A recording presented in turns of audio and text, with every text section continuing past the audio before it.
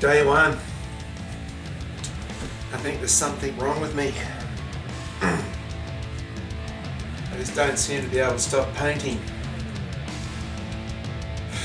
Here we go again.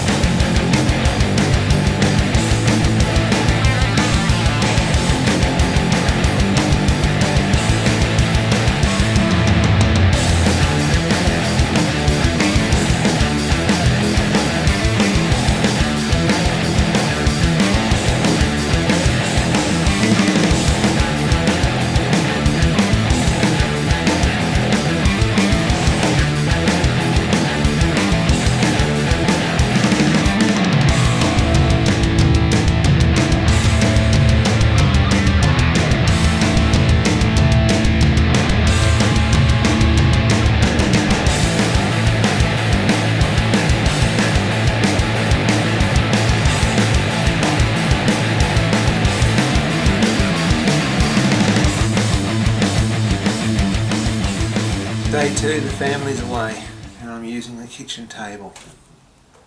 It's quite nice, painting horizontal like this. That's the way the Aboriginals do it. The rest of the world was at that lesson, the one we missed because of a toothache or diarrhea. But most of it just makes one sick at the stomach, and I won't elaborate. I am one of the few who saw even transcriptions of such things.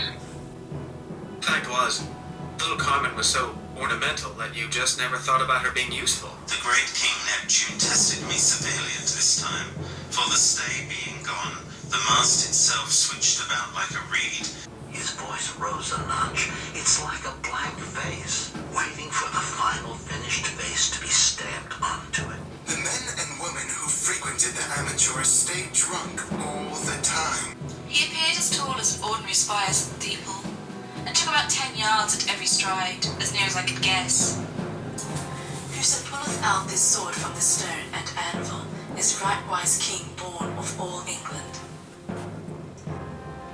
It would seem as though no event had ever destroyed so much of the precious heritage of mankind. Than the passion of resentment, mortification, morbid susceptibility, the inability to wreak revenge.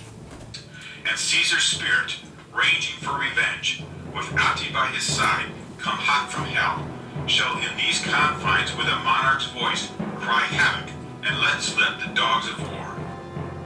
No one has ever retired 6 androids in one day. Franklin Powers, Rick said, about a year ago in Chicago. He retired 7. I'm very much afraid that within the next 2 weeks the council might decide to eliminate you. Or at least remove a part of your brain on the pretext of some experiment. Sarah puts her hand on my shoulder. You must get away. And you must go back to where you belong on Earth. Your son's safety and your own demanded. He was dead, and his teeth and blood were all over the place, and nobody would even go near him. He had on this turtleneck sweater I'd lent him. All they did with the guys that were in the room with him was expel them. They didn't even go to jail. Odin hesitated.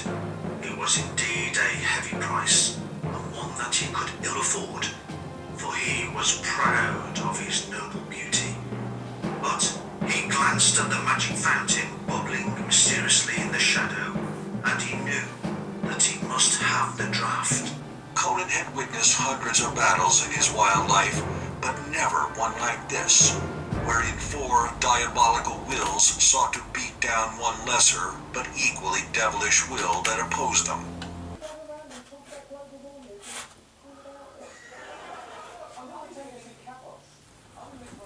So I've got another painting here finished with the help of a stack of audiobooks. This one I call Coming of Age in a Tasmanian Snakescape. And what it is about, we've got like a young teenager here in a bath full of snakes, in a landscape full of snakes, in a sky full of snakes. It's talking about that time when you look out at life as a young person and the world is scary, confusing, and also just a bit exciting. Now if you can imagine, if you shove a wild animal in a shopping mall or a nightclub, it freaks out because everything's scary. I think that's a natural response. For a young person, they overcome that natural fear and they sort of trade that fear for exhilaration. So that's what this is sort of about. It's about that, that looking out into the scary world that's all confusing, but at the same time it's a bit exciting. And so now the secret's out. You know how I get through hours and hours and hours of fine detail. I'm just glad I've got access to so many audiobooks. Makes life easy. Have your mind on something while your hands are doing things. Hope you guys have enjoyed this painting. See you next time.